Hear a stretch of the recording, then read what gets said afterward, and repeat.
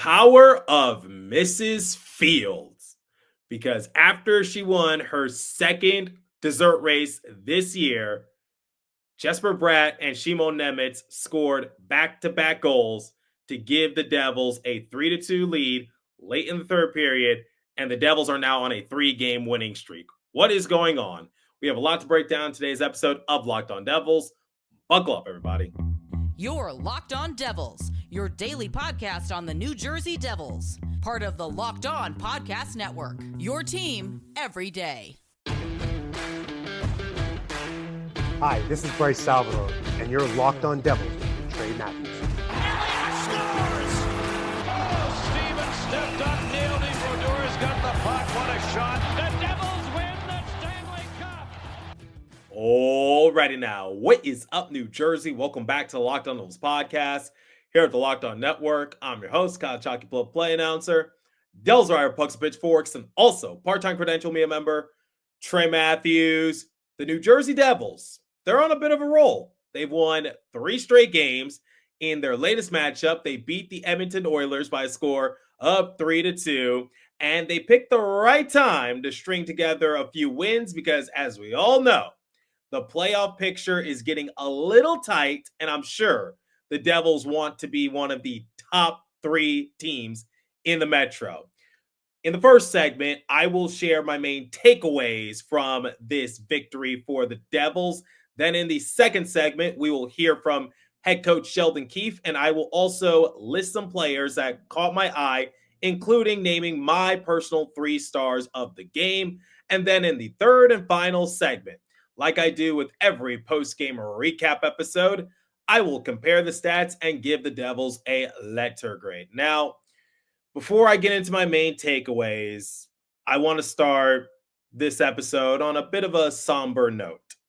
Katherine Bogart, one of the team reporters for the Devils, announced on her social media page that this game was her last being a part of the Devils organization. She had been with them for 5.5 years, and I just want to give my congratulations to her for the work she's done, and she's a friend of this show. She appeared on it last year to preview the Stadium Series, and I just want to thank Katherine for everything. She was always nice to me. She supported my career, my ventures, and usually when I was on the road with the Devils, didn't matter if I was in St. Louis, Washington, D.C., Florida, wherever, it was usually Katherine that was traveling with the Devils, and she always took the time to talk to me. She was always so nice. I cherish those moments, and this announcement came out of left field for me, but she says that she has something in the works, and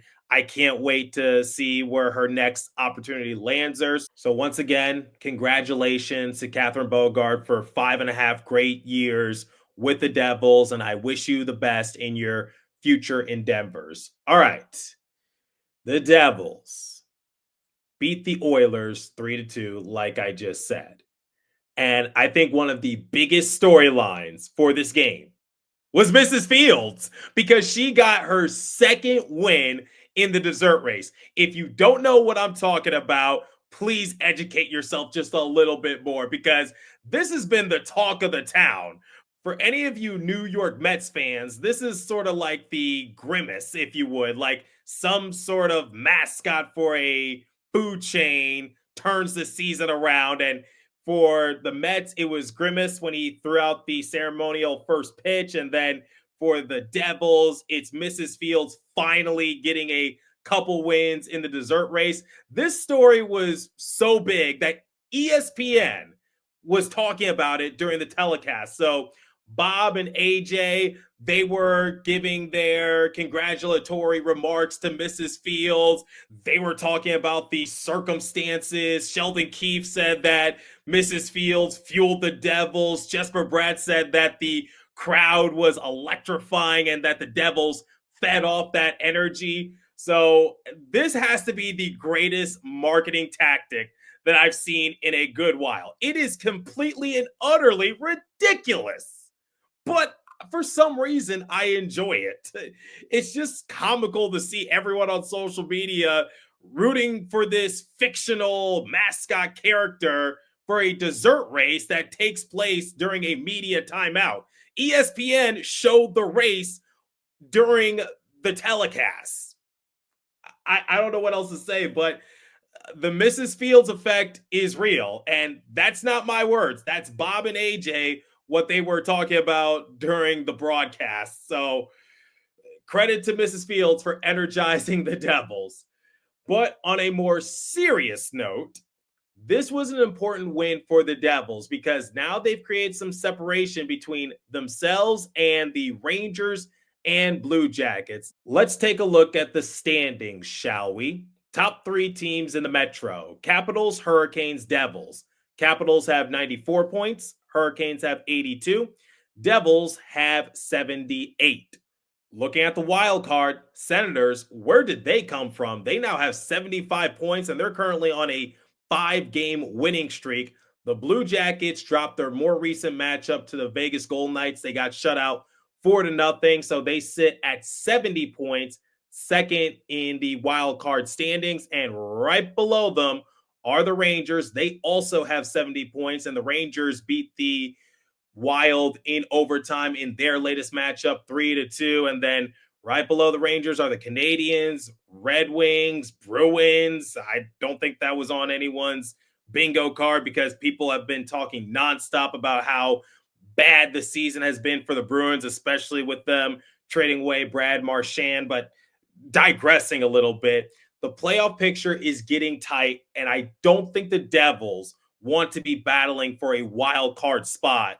They want to be one of the top teams in the Metro. So getting these 2 points against this Oilers team, that's big for them. Now, I know the Oilers have Connor McDavid, who's the greatest hockey player in this generation, and Leon Draisaitl, who is currently leading the NHL in goals.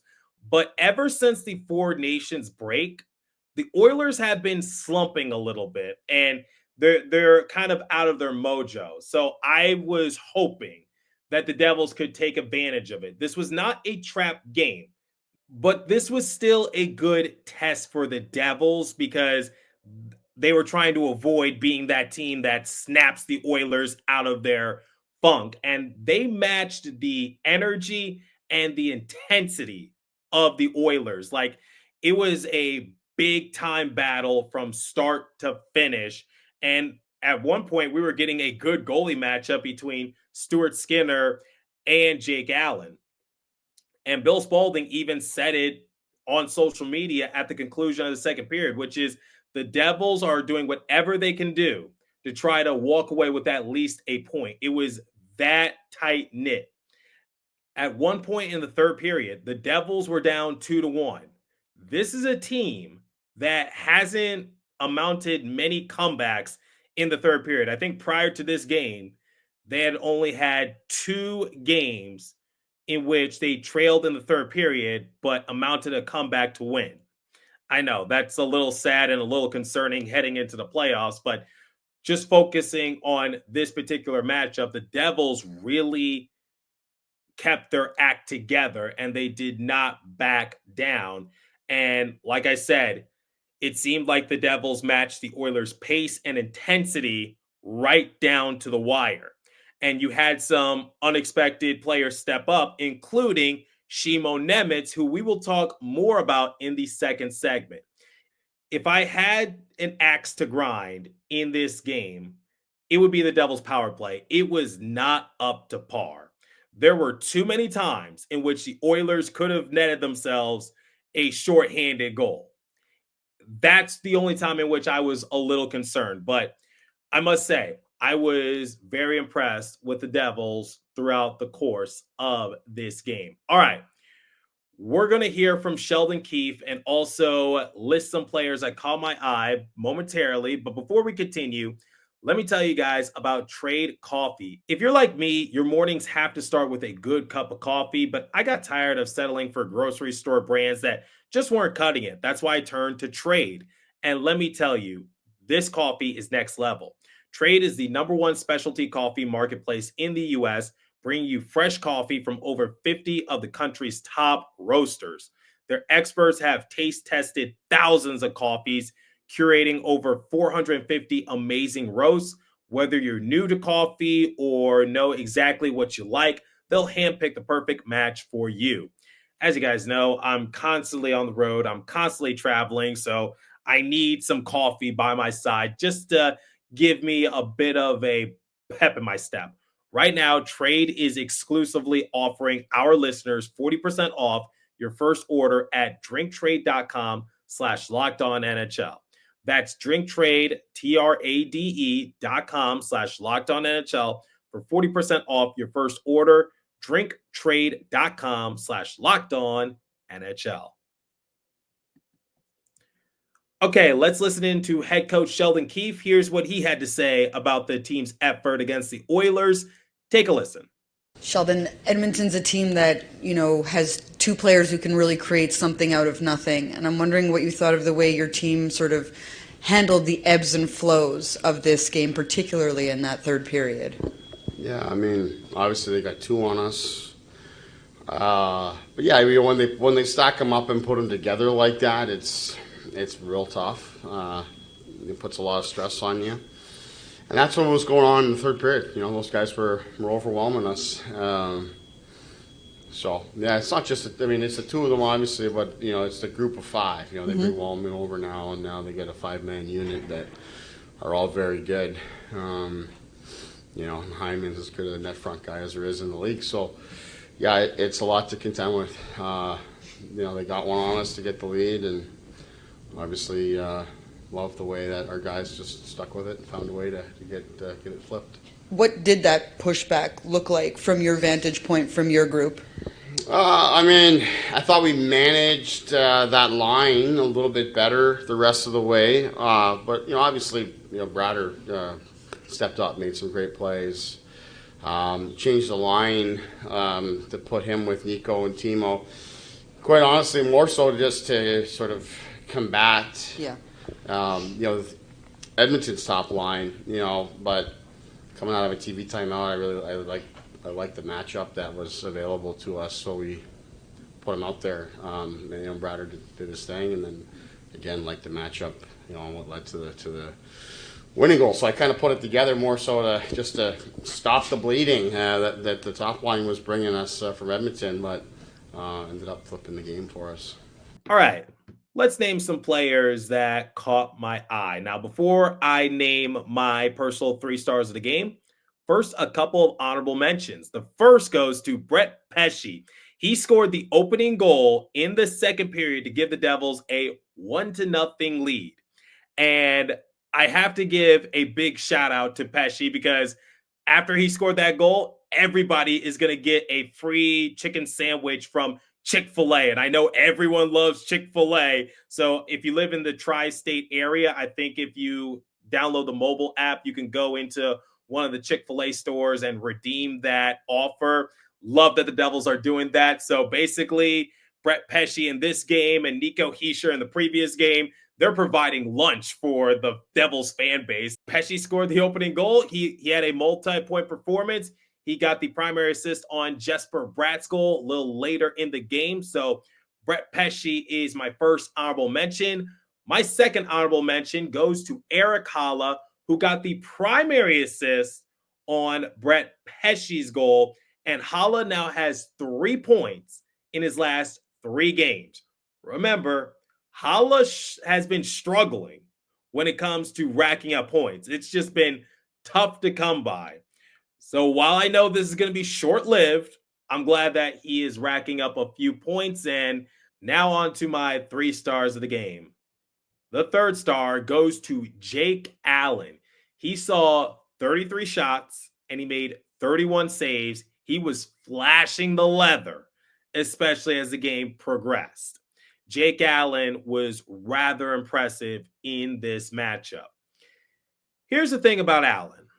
I can't speak for the entire Devils discourse, but here's what I've been noticing. Some people are quick to bash on Allen because his numbers might not be up to par to Jacob Markstrom, and people felt as though that Nico Dawes outperformed him when Markstrom went down with his injury. And I just want to say this. Allen is not a bad goalie. In fact, he's leading the team in shutouts, and I think he's still tied for second most shutouts in the league this season. Sometimes the team doesn't perform that well in front of them, and if the Devils had lost this game, it's not on Allen's shoulders.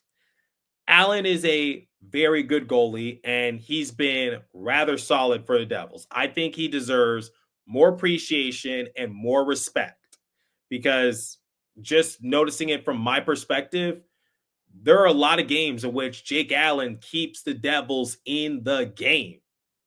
But unfortunately, the Devils don't pull through. So I'm glad they pulled through in this game for Jake Allen's sake, because I'm just like, if they lose this game, it's not on his shoulders. Jake Allen was really good in between the pipes. And like I said, he deserves some more respect. Speaking of a player who's looking to add more RESPCT to his game, it is Shimon Nemec. I think it's safe to say that Nemec has kind of hit the sophomore year slump because he was an all-star in the AHL. I got to give him credit. But in the few games that we've seen him this year, it's been a bit of a struggle. And we're not too far removed from last year where Nemec was one of the go-to options for the Devils. And the thing is, like, Nemec is not an offensive-minded defenseman. He focuses more on defense. He's trying to play more of a two-way game. But there's just times when he looks like a deer in headlights. He misses his assignment, which leads to the opposition scoring. And he's been scratched a few games. And people are just like, was Nemec worth the second overall pick? That's a discussion for another time. But needless to say that Nemec was due for something big. And he got the game-winning goal late in the third period. Not only that, it was his first goal this season.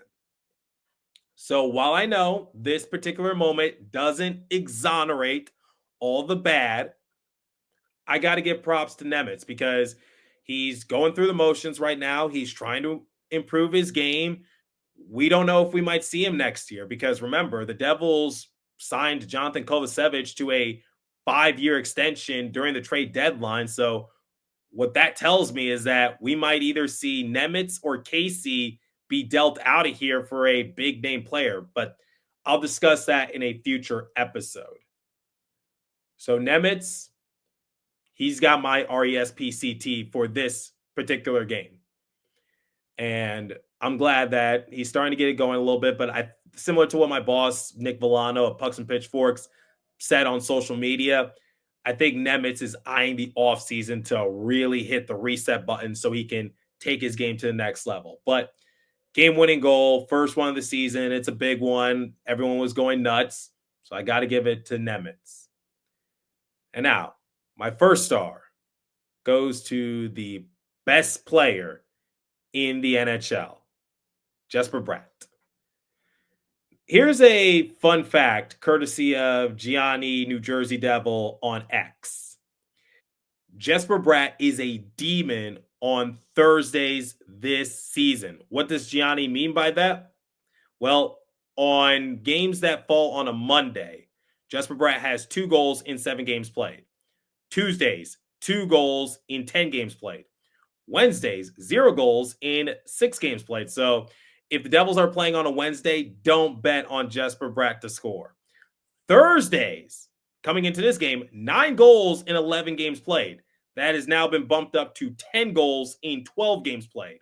Fridays, 2 goals in 7 games played. Saturdays, 3 goals in 17 games played. Sundays, 0 goals in 8 games played. Once again, if the Devils are playing on a Sunday, don't bet on Jesper Bratt scoring. I responded to Gianni's tweet shortly after Jesper Bratt's goal, and I said, I hope everyone's parlays have hit after learning that bit of information prior to the game. So I don't know what it is about Thursday night for Jesper Bratt, but I guess Thursday night lights, something like that. It's kind of interesting. But in this game, Jesper Bratt had the game-tying goal. Not only that, he racked up 3 points.